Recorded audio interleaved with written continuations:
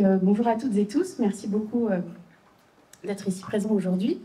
Je vais vous présenter les résultats d'une recherche-action qu'on a menée avec Jessica de Bideran, avec la complicité de Malé, pour la communauté d'agglo du Pays Basque. Donc moi, je suis Jessica Sandoya-Lafleur, je suis ingénieure d'études et de recherche à l'Université Bordeaux-Montaigne. Je suis chercheur associée au laboratoire le NICA et je collabore régulièrement avec UBIC sur des projets de recherche-action.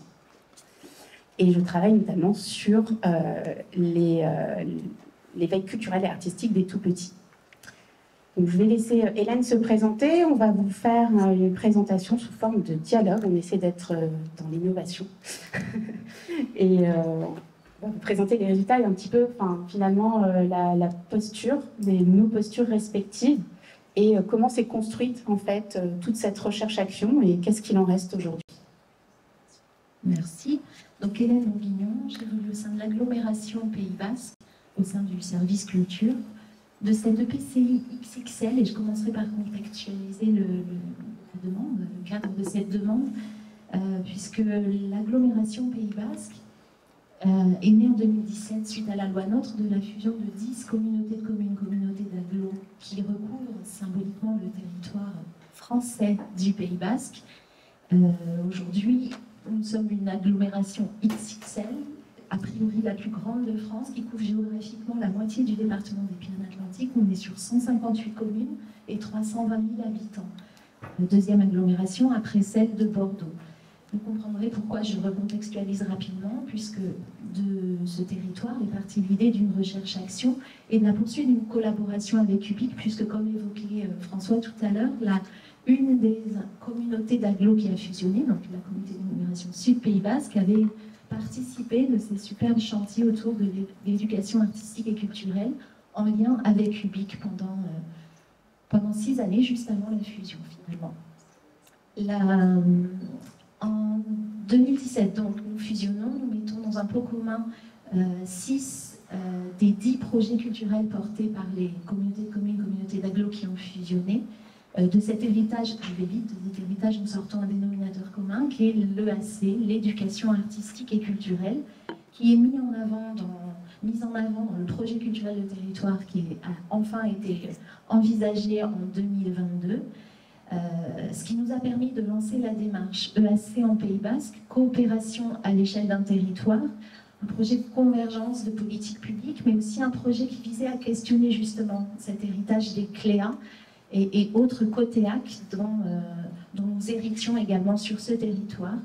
Je la fais rapide, mais nous sommes partis avec l'ensemble des partenaires sur la coécriture d'une charte territorialisée de l'éducation artistique et culturelle, un texte éminemment politique qui permettait de accorder sur les valeurs que nous partagions derrière ces 3 lettres, une façon aussi de créer un commun entre nous, mais aussi avec les acteurs de la vie culturelle et artistique du territoire, éducative, sociale, petite enfance, etc.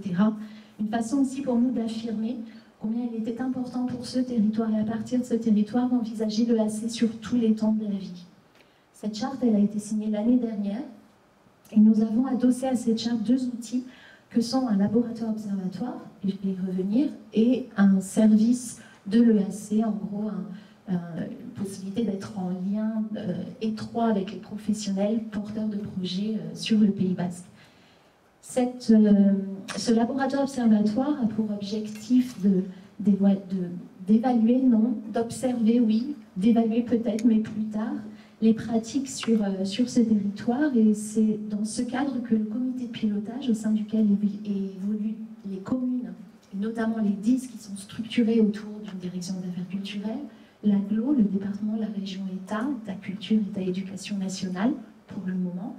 Donc ce comité de pilotage a décidé symboliquement, puisque nous affirmions l'EAC sur tous les temps de la vie, de commencer une première recherche-action avec la complicité d'un partenariat scientifique sur la thématique de l'éveil artistique et culturel du jeune enfant dans son lien aux adultes accompagnants. Donc nous nous sommes retournés vers UBIC parce que nous aurions... On peut aussi partager les éléments de contexte. Nous sommes fin 2023. Dans les collectivités, en fin d'année budgétaire, on est toujours aux aguets de ce qui n'a pas été dépensé, de ce qui pourrait être mis au service de projets nouveaux. La recherche-action est arrivée à ce moment-là.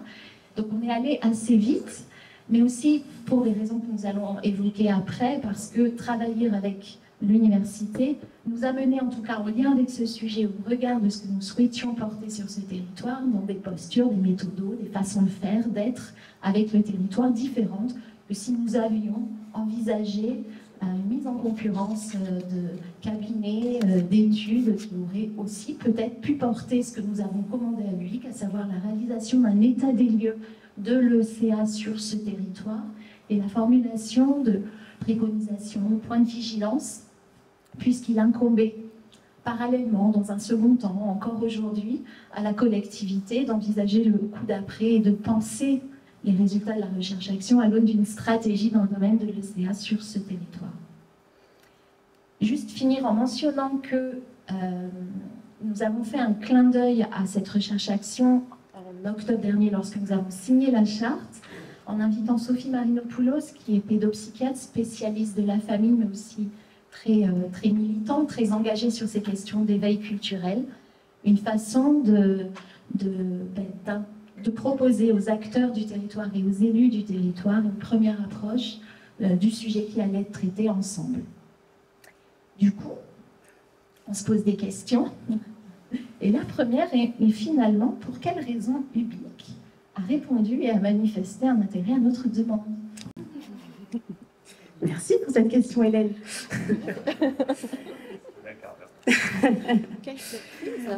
Donc, comme le rappelait Hélène, il y avait aussi un historique avec UBIC, puisqu'elle avait travaillé avec François et Alexandre sur les accompagnements des élus de la communauté d'agglomération du Pays Basque.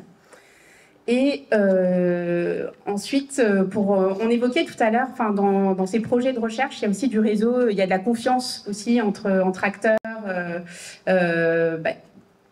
du monde sociétal et aussi de la recherche. Et pour la petite histoire, c'est Chloé Bella, qui est missionnée éveil culturel et artistique à la ville de Bordeaux, avec qui j'avais eu l'occasion de travailler sur un projet antérieur sur l'éveil culturel et artistique à la ville de Bordeaux, qui avait évoqué avec Hélène le fait que je faisais de la recherche sur ce sujet-là.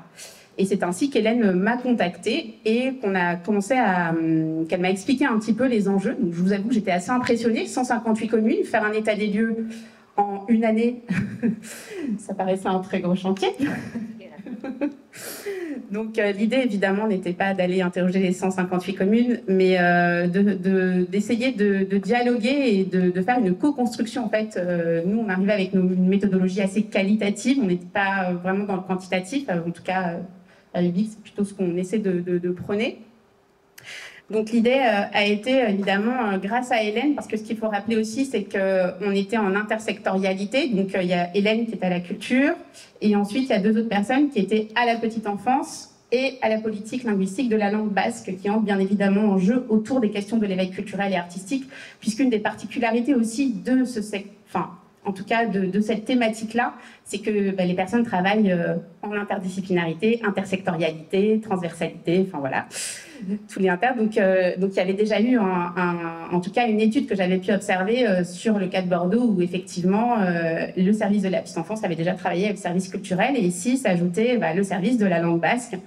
Et pour tout dire, c'est vrai que dans le cadre de ces projets-là, ce qui est intéressant aussi, c'est d'avoir un interlocuteur en fait qui va pouvoir aussi faire le lien non seulement avec ses pairs, mais aussi avec les partenaires de terrain.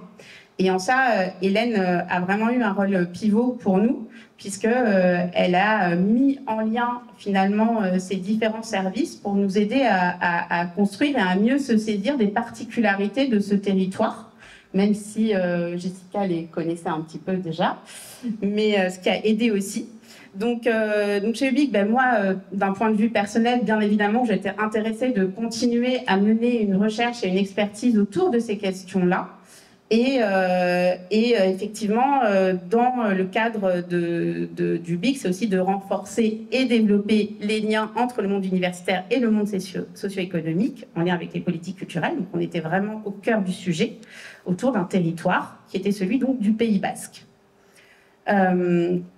Donc, ce qui est intéressant, c'était de voir aussi comment on pouvait avoir une circulation des savoirs, des connaissances autour de ces questions-là, en allant interroger eh bien, les professionnels de la petite enfance, les professionnels de la culture, et rattacher des professionnels qui étaient en transversalité autour de la langue basque, qui étaient soit du côté culturel, soit du côté de la petite enfance. Donc nos objectifs, nous, de recherche, c'était de dresser un état des lieux des actions qui étaient déjà menées sur le territoire. Ensuite, d'identifier bien les opérateurs culturels qui travaillaient déjà avec la petite enfance, et ceux peut-être qui en avaient envie. Donc il y a aussi, dans le cadre aussi de ce type de recherche, d'études en tout cas, qui sont menées, le fait d'aller à la rencontre d'eux permet aussi aux institutions de se questionner. Tiens, on vient me demander quelles sont mes actions autour de la petite enfance. Pourquoi on me pose cette question? Est-ce que c'est une politique qui est intéressante à mener? Quels sont les enjeux? Donc ça vient aussi, toute la démarche en tout cas de recherche vient aussi questionner finalement quelque part aussi les personnes que l'on va solliciter pour des entretiens. Donc on a co-construit en tout cas, je dis la méthodologie, mais en tout cas Hélène nous a aidés et les autres professionnels de la CAPB à identifier des personnes ressources avec lesquelles on allait pouvoir mener ces entretiens-là. Et ensuite, on était au cœur du sujet, c'était aussi identifier les enjeux de pratiques de collaboration intersectorielle entre la culture, la politique linguistique et la petite enfance. Et donc toi, Hélène, en quoi notre démarche a-t-elle retenu votre attention? Votre proposition. Et d'ailleurs, ça fait quoi ce que disait François tout à l'heure? Vous avez proposé un rapport technique, vous avez formulé une proposition et vous l'avez intitulée AMU. Et puis, on parlait de recherche-action, sans forcément être très clair sur ce qu'il y avait derrière ce terme. Nous, on lançait une démarche, on n'a pas fait de consultation. On est parti sur l'intérêt que nous avions à poursuivre, à renouveler la collaboration avec le public est lié aux besoins, à nos besoins que nous avons interrogés en fait. Et en quoi est-ce que la méthode, la posture, ce que vous proposiez venait répondre aux besoins que nous avions sur ce territoire? Les besoins, ils étaient notamment de soigner l'idée que le chemin était aussi important que le résultat. Et vous avez proposé que nous soyons pleinement associés à la démarche. L'élaboration des panels en soi a été un travail d'état des lieux qualitatif très intéressant, puisque l'agglomération dans son rôle, elle est à la rencontre des acteurs, des porteurs de projets, culture, petite enfance, santé, sociale, et déjà se retrouver face à des professionnels qui parfois pouvaient être réfractaires à l'idée d'appréhender ce sujet, de faire partie de la recherche-action, etc. Donc ça nous a permis d'éprouver ça et d'apprécier finement ce qui vibrait autour de cette question de l'éveil culturel et artistique sur le territoire, ce qui, dans l'idée où vous auriez mené, ou un cabinet aurait mené quelque chose pour nous livrer a posteriori des résultats, nous n'aurions pas pu toucher du doigt. Donc l'approche un peu sensible, fine du sujet, d'aller vers le territoire nous intéressait particulièrement.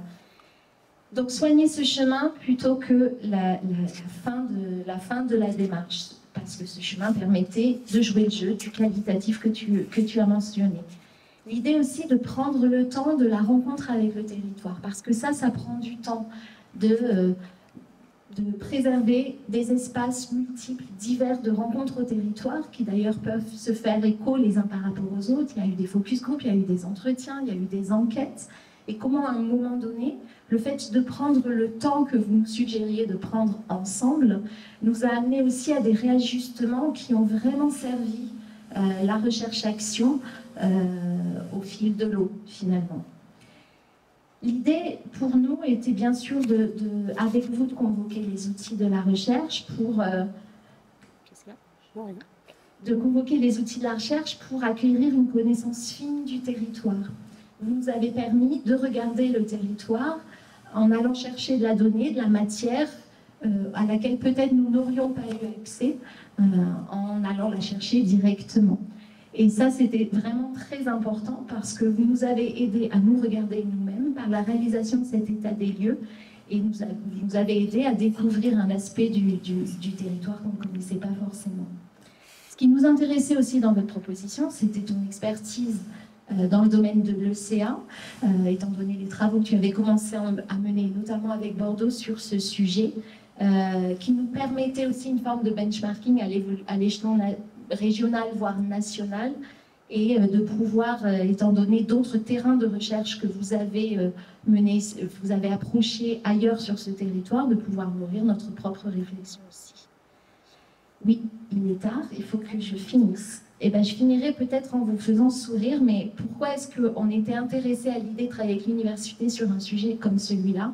Parce que rapidement, même avant de lancer la recherche-action, on a pu se rendre compte combien ce sujet, l'éveil culturel et artistique du jeune enfant, est un sujet que nous avions besoin de légitimer quelque part. Et le fait de travailler avec les universités, et je ne vous cache pas que j'en ai joué un peu dans certains rendez-vous aussi, en disant, mais nous avons travaillé avec l'université là-dessus, la recherche-action raconte ça, donc c'est un sujet sérieux, parce qu'il y a quand même autour de ce sujet beaucoup de gens réfractaires, y compris dans le domaine de la culture, des élus qui se disent « ouais, ça va, c'est des bébés, quoi ». Et vraiment, j'ai joué de ça, et le fait de travailler avec l'université nous a permis d'offrir une certaine légitimité à ce sujet sur le territoire. Même si je vous assure, on n'en a pas abusé pour autant. Du coup, d'un point de vue de la recherche, Jessica, quelle a été votre posture et qu'est-ce qu'elle permet, cette posture?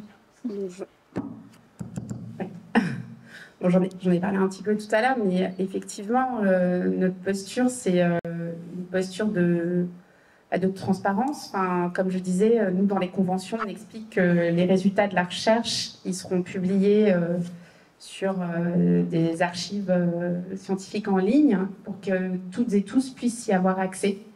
Après, ce sont des grands rapports synthétisés. Donc, il y a aussi une vraie question, on en reparlait tout à l'heure. Et il est vrai que qu'est-ce qu'on fait de ces résultats-là? Comment est-ce qu'on les valorise? Comment est-ce qu'on les met en application sur le terrain? Alors Hélène va vous en parler tout à l'heure, mais nous, c'est une réelle question qu'on a chez UBIC. Et je fais juste une parenthèse, donc là on a la chance d'avoir Alice Tanner qui est ici, qui a mis... ça y est, je n'arrive plus à trouver mes mots. Qui a mis en forme le rapport et qui a l'habitude de travailler avec des chercheurs, avec des scientifiques. Donc elle avait un vrai regard sur la manière de mettre en forme ce rapport avec son expertise aussi de graphiste, qui nous aide beaucoup, de comment communiquer d'informations de manière digeste.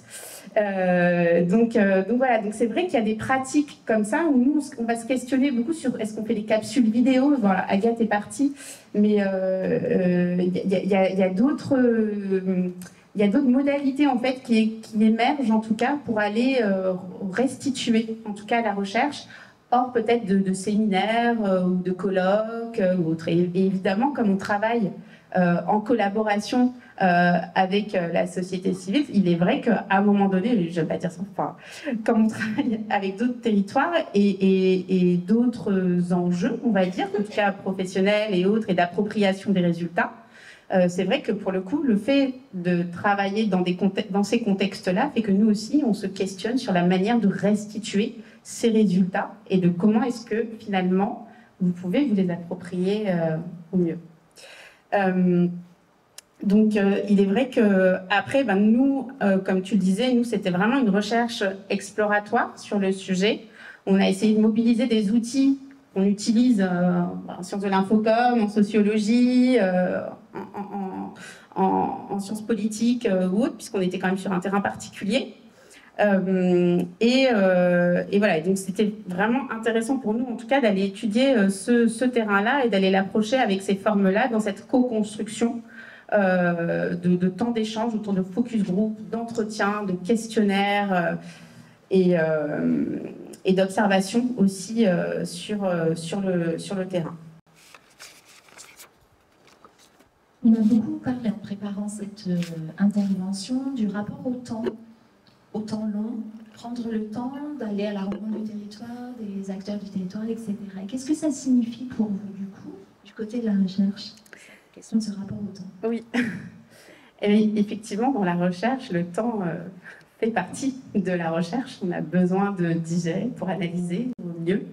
Et puis nous, on se retrouvait aussi avec des obligations calendaires de politique territoriale, avec des enjeux de budget, d'élection ou autre, et une vraie stratégie aussi d'Hélène, aussi pour aller sensibiliser les élus à travers ce rapport-là. Mais il y avait une temporalité aussi pour pouvoir les sensibiliser dans des temps précis qu'Hélène avait identifié, mais qui ne faisait peut-être pas partie à nous initialement de notre calendrier de recherche, parce que nous, on avait besoin de temps.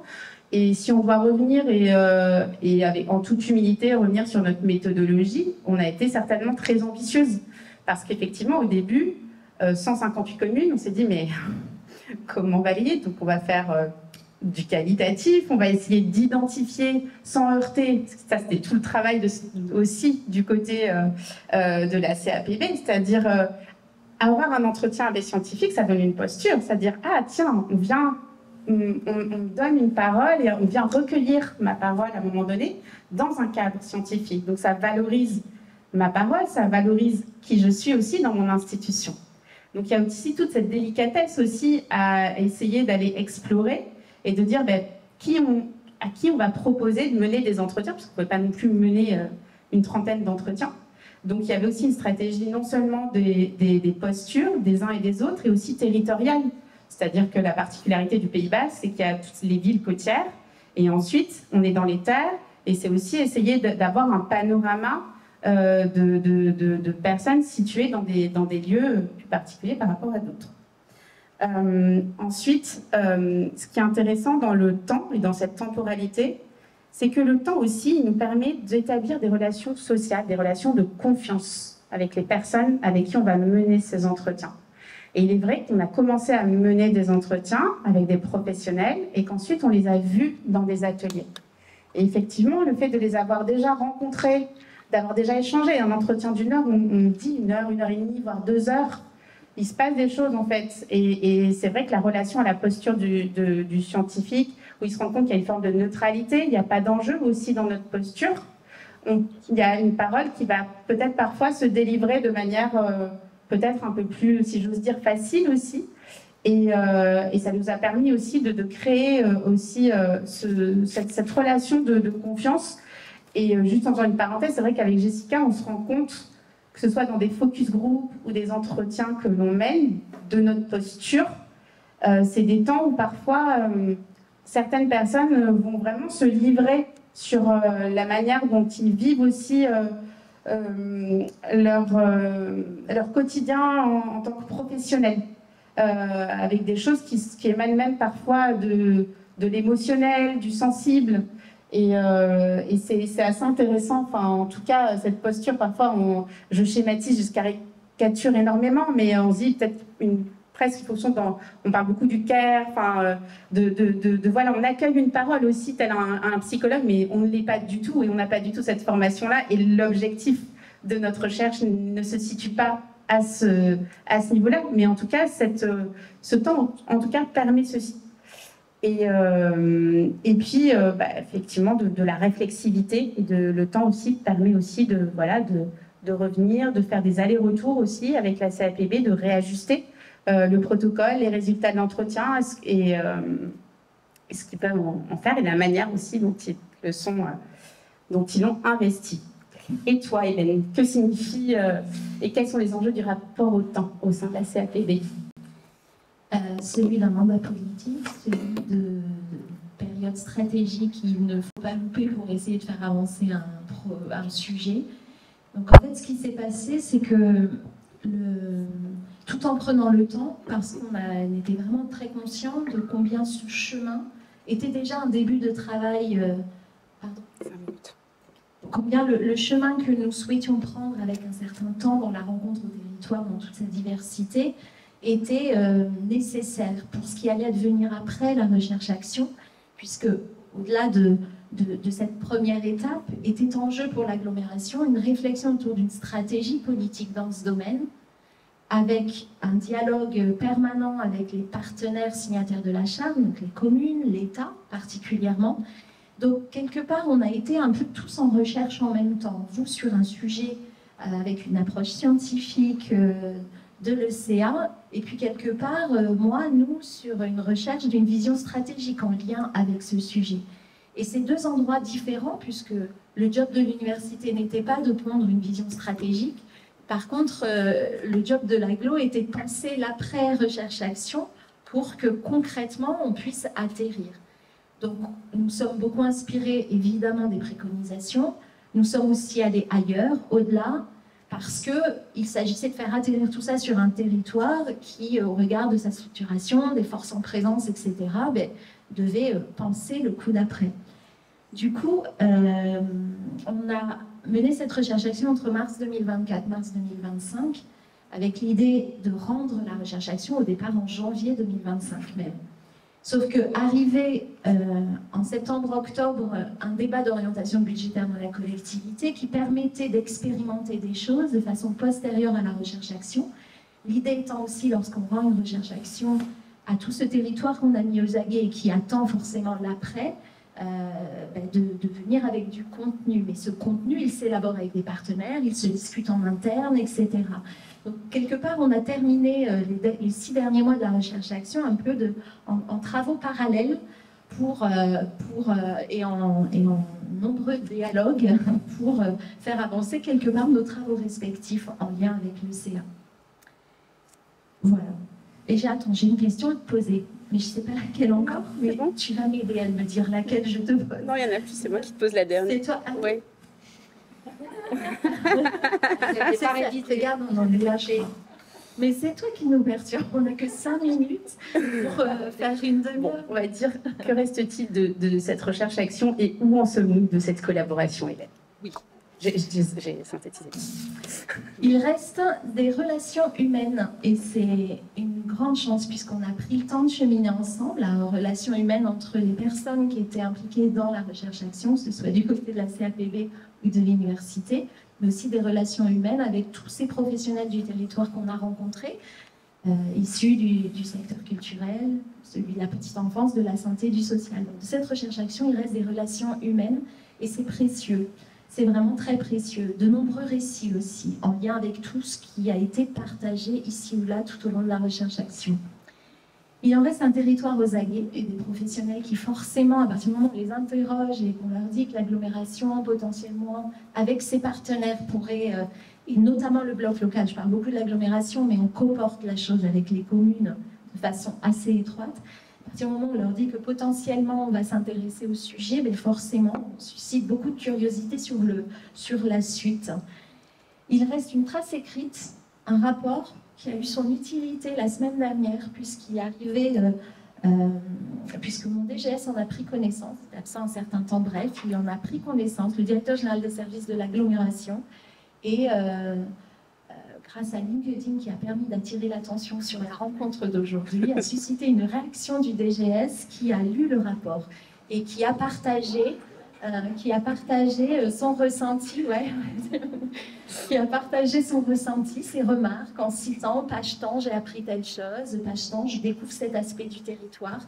Et ça, c'est aussi extrêmement précieux a priori. On en reparle dans quelques temps pour voir si ça l'est, si tout ça se vérifie. Il en reste beaucoup de questions aussi, avec le recul sur ce que peut être une recherche-action, sur ce qu'on a fait, ce qu'on n'a pas fait, ce qu'on aurait pu faire. Si. Et voilà. Et c'est ça, où en sommes-nous? Où est-ce que nous en sommes? On continue à se parler, à échanger, puisque c'est des sujets qui nous animent particulièrement. Côté agglomération, donc, on a profité de la sortie du rapport et du partage de ce rapport avec les professionnels et les élus du territoire pour envisager des expérimentations autour d'une stratégie de CA qui a donné lieu à beaucoup d'échanges avec les partenaires sur des objectifs stratégiques, opérationnels, des actions très concrètes qui sont déjà à l'œuvre depuis le mois de mai que l'on retrouve dans le champ de la formation, dans le champ de l'accompagnement à la recherche artistique, recherche autour des outils de médiation, etc. Voilà, toute une stratégie qui permet de mettre le pied à l'étrier. Et donc, dans le rapport au temps, c'est important de finir la recherche-action avec ça, parce qu'il y a des élections l'année prochaine, et il est important déjà de penser la préélection avec ces expérimentations qui sont un acquis du territoire qui vont permettre de rebondir ensuite. J'ai beaucoup parlé du politique, je terminerai là-dessus. J'en ai beaucoup parlé, néanmoins, je pense qu'on aurait dû les associer beaucoup plus à la recherche-action. Ils ont été ponctuellement sur des rencontres, quand Sophie Marinopoulos est venue, au rendu du rapport. Je pense qu'il aurait été particulièrement chouette de pouvoir constituer une commission ad hoc ou un groupe de travail avec des élus en dialogue, les techniciens, pour qu'ils puissent suivre pas à pas cette recherche-action. Et je pense que c'est peut-être une nécessité, un besoin que j'identifie, mais qui s'identifie certainement ailleurs dans d'autres cadres de recherche de ce type. Voilà. Et donc un grand merci, j'en profite, pour remercier Jessica, les Jessica, comme on les appelait, pour tout ce partage, parce qu'il a été très riche et très agréable. Merci à toi.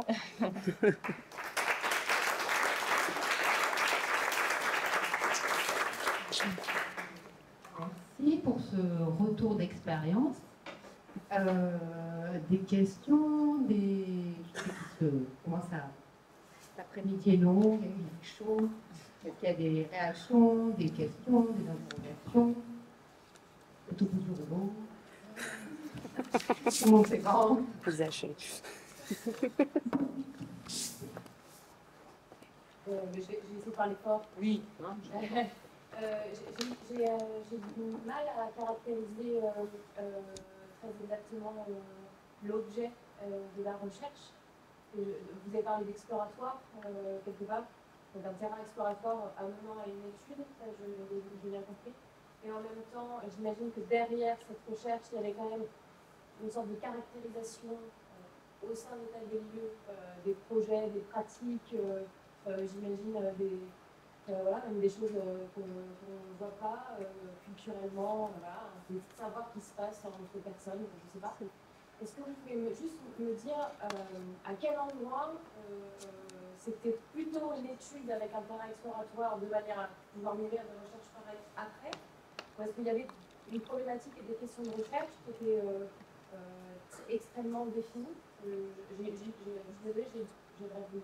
Oui, alors on a essayé, on était dans la transversalité en fait, entre les besoins effectivement de poser, mais diagnostic du territoire, un état des lieux, et en même temps dans les entretiens qu'on menait, dans les questionnaires, là on essayait effectivement d'aller un peu plus loin sur, par exemple, quelles sont à l'heure actuelle sur le territoire les représentations de l'éducation culturelle et artistique. Qu'est-ce qu'on met derrière ce mot-là? Qu'est-ce que ça a comme enjeu suivant à qui l'on s'adresse? À un professionnel de la culture, à un professionnel de la petite enfance? Et comment est-ce que à quel niveau en fait il y a une forme aussi d'acculturation de ces sujets-là au niveau de la petite enfance ou des professionnels de la culture? Pour les professionnels de la petite enfance, la question de recherche, c'était aussi identifier effectivement quelles sont les représentations, quels sont les enjeux et quels sont les usages finalement dans leur quotidien de ces actions-là. Et idem pour au niveau des professionnels de la culture, avec ces deux études, si vous voulez, en parallèle, où après on a mis ensemble, dans des ateliers, on a fait se rencontrer les professionnels de la petite enfance et les professionnels de la culture pour les faire dialoguer autour de ces sujets-là.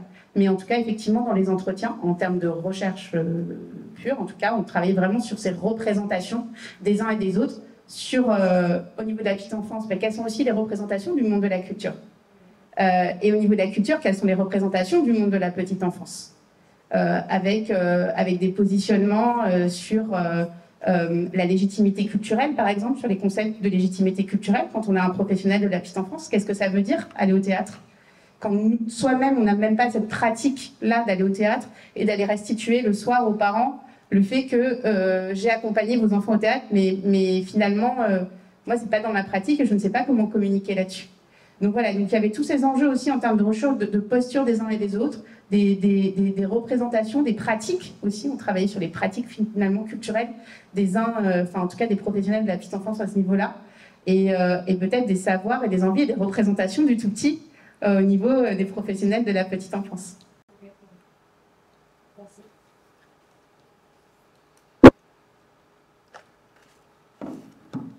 Oui, je vais essayer de parler fort, c'est pas mon fort, mais je vais forcer un peu. Du coup, vous avez dit recherche-action. En quoi, pour chacune, c'est une recherche-action? Enfin, qu'est-ce qui fait que voilà, vous définissez comme une recherche-action? Question, enfin, oui, il n'y a pas de... On pose la question de la façon de nommer ce qui s'est passé, en fait. L'idée de la recherche, parce qu'on travaille avec l'université, on convoque les outils de la recherche, méthodologiques, de recueil de données, d'analyse, etc., tout ce que vous connaissez bien mieux que nous. Et on est dans l'action parce qu'elle n'est pas déconnectée de ce qu'il peut advenir après, en fait. Il y a l'idée d'une action, on ne fait pas une recherche-action et puis point final. Il y a forcément un avant-après recherche-action qui met en mouvement un territoire, une communauté professionnelle, des gens, etc. Et action dans le sens où là, très clairement, on était sur la réalisation d'un état des lieux qui émanait des gens qui ont été interrogés, ils étaient en mouvement dans la démarche qui a été la nôtre. Mais on peut poser la question de jusqu'où est-ce qu'on aurait pu aller avec eux et est-ce qu'on aurait pu aller un petit peu plus loin. Voilà. Ça répond à votre question? Oui. Pour moi, dans la recherche-action, effectivement, c'était acquérir des connaissances sur les différents sujets évoqués précédemment et en même temps sur un territoire avec des ajustements, en fait. Donc, on n'arrive pas avec un sujet ou une forme de co-construction dans l'action de ce qui se passe sur le terrain. Et qu'évoquait aussi Hélène, avec une forme, à un moment donné, où dans la restitution, en tout cas, puisqu'on avait des temps de rencontre, et ces temps de rencontre permettaient, en tout cas, de donner des pistes de résultats que l'on avait. Pour moi, la recherche-action, c'est cette espèce de dialogue qui va s'instaurer au fur et à mesure de la recherche, avec des temps de rencontre où on va réajuster peut-être la méthodologie, où les résultats vont s'affiner ou aller vers d'autres angles aussi d'approche, et de voir après comment ils peuvent se mettre en application sur le territoire, avec par exemple l'acculturation des professionnels de la petite enfance et de la culture, et inversement de ce faire. Je ne sais pas si j'étais pas très claire. Ouais. Peut-être pour illustrer la chose, entre autres, ont été interrogés dans le cadre des focus group et interviews des potentiels porteurs de cette stratégie de CA que nous mettons en place. Et ce sont aujourd'hui des personnes qui font partie de ce qu'on va expérimenter, à savoir une communauté LCA, c'est-à-dire un groupe d'agents communautaires émanant des champs culturels, petite enfance, santé, sociale, pour coporter cette stratégie, étant donné le partage de compétences dans le domaine de la culture, de la petite enfance, etc. L'animation, l'aglo est à l'endroit de l'animation de cette communauté, mais l'idée de... Donc, typiquement, si je me place du point de vue de l'action en ce qui concerne ces gens, la recherche-action, la démarche que nous avons partagée avec l'université était le début d'un chemin qui les mettait vraiment en action au point de comporter au final une stratégie. Évidemment, il y a d'autres étapes encore avant qu'ils n'en soient prêts à le faire et on va s'y atteler dès la rentrée, mais voilà, l'idée d'une recherche-action met forcément en mouvement le territoire derrière, en ce qui nous concerne.